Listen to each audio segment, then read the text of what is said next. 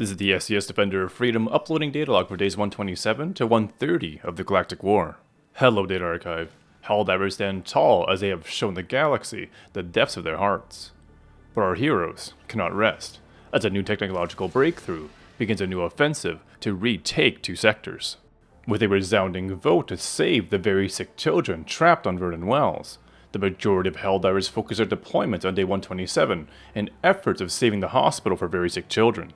In the opening hours of the day, the Ministry of Defense announced the rollout of improved stratagems and weaponry. All affected have seen increased effectiveness, significantly bolstering our already unmatched arsenal. In addition, Battlefield Systems also rolled out an update to all Helldiver Superdestroyers to show warp links between planets, increasing clarity to our paths of liberation. A new warbond, Viper Commandos, was also made available for Helldivers to spend all their hard-earned credits. Our Helldivers have noted in particular that the new experimental infusion booster have increased the effectiveness of stims to the point of tasting freedom, giving such incredible boosts to sprinting speeds that put chargers to shame. The experimental infusions are of course free of any side effects besides mild shakes. Though when out of stims, we have observed our Helldivers to have signs of increased violence over supply packs, but this is probably unrelated. It seemed in response to our offensive in Vernon Wells, the socialist toasters are now mass-producing gunships to heighten their patrols. These cowardly tactics have caused the loss of many brave Helldivers, and this increased resistance diminished our liberation efforts throughout the day. But the sick children of super citizen Anns were to be saved, and in time, the brilliance and ingenuity of the Helldivers prevailed, adapting new tactics and making short work of the pathetic gunships. Helldivers demonstrated the true essence of bravery, not just in combat, but in the compassion that they wield as fiercely as their weapons. As they fought their way through automaton lines, each step forward is driven by a single, unwavering goal: to secure the future of the innocents caught in the tyranny of our enemies. This was more than just a mission. It was a pledge to protect the most vulnerable, to save the lives of those who would represent the hope and future of Super Earth. A fight not for territory, but for life itself.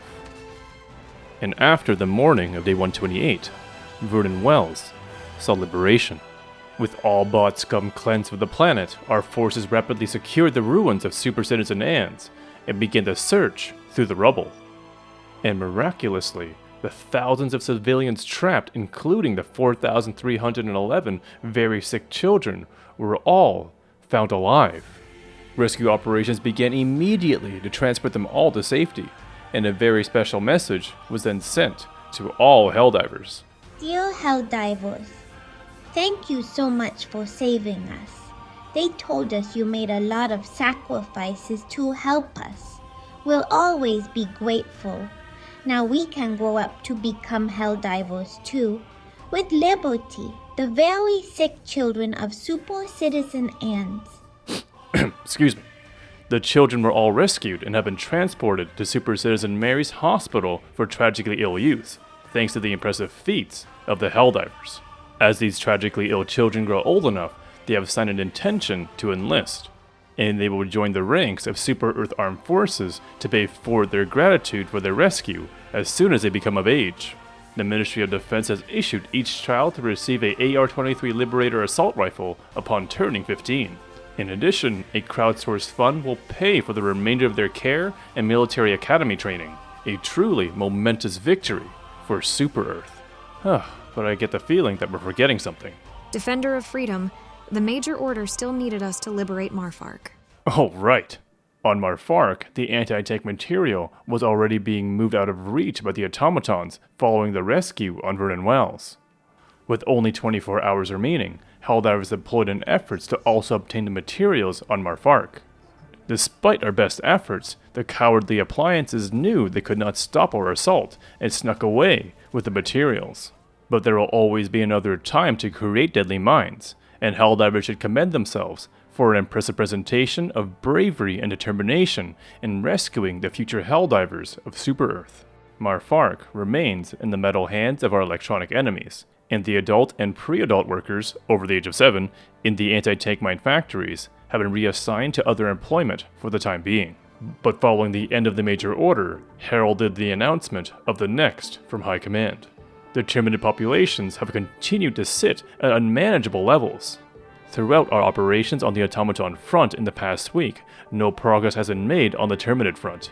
The after effects of the Meridian super colony has significantly increased Terminid resistance on the planets beyond the Umlaut sector, and it has been determined that the best course of action to quell this will be the complete rescue of the Mirren and Draco sectors. Our major order is to liberate 5 planets across these 2 sectors in order to regain control of the overpopulation of Terminids and return more citizens to these planets. Our galactic engineers have developed a new hivebreaker drill, repurposed from the tectonic drill used to destroy the super colony. But instead of dark fluid, we will inject Super Earth built nuclear devices to destroy their nurseries to eradicate millions of juvenile Terminid larvae. Crimsica, Estanu, Fori Prime, Hellmire, and Nibble 43 must be liberated in 7 days. Upon receipt of the new orders, Helldivers primarily deployed to Crimsica on day 129. But initial resistance on the planet was very high, and initial progress on the liberation was slow to start. The bugs are fierce to defend their nurseries when deploying the drills, causing many sacrifices to be made. But these selfless acts of freedom appeared to eventually have significant effects on the Terminid infestation. And in the morning of day 130, resistance on Crimsica was reduced. Progress continued through day 130, and after 48 days, Crimsica saw liberation once again, completing one of the 5 planets required and remaining right on pace. Helldivers then moved on to Estanu to continue to reclaim the Draco sector. Initial efforts on Estanu are progressing very well. The once familiar planet to Helldivers was completely infested in their absence. But drilling our nuclear weapons deep into the ground and destroying their nurseries is having a significant effect. By the end of day 130, our progress is starting to exceed the required pace. But following the liberation of Estanu, Helldivers will need to move on to the dreaded Hellmire to reach Nibble 43.